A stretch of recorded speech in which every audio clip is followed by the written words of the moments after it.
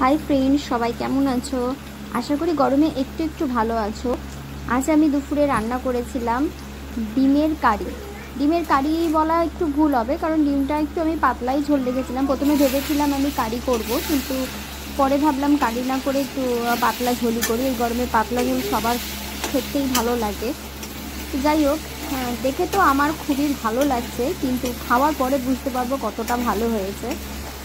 আর এটা ভালোভাবে কষানো হয়ে গেছে, দেখতে তেল পুরো ছেড়ে দিয়েছে। প্রথমে আমি একটু আগে ঢাকা দিয়ে নিয়েছিলাম এই তেল ছাড়ানোর জন্য। যাই হোক, এরপর আমি একটুখানি জল দিয়ে দিলাম। জল দিয়ে ভালো করে একটু নাড়িয়ে নেবো। নাড়ানো হয়ে যাওয়ার পরে আমি আস্তে আস্তে এর মধ্যে ডিমগুলো ছেড়ে দেবো।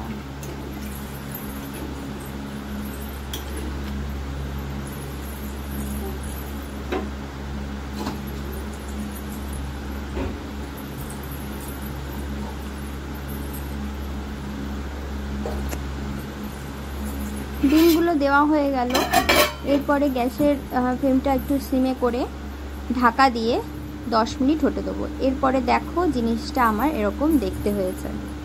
সবাই লাইক অ্যান্ড সাবস্ক্রাইব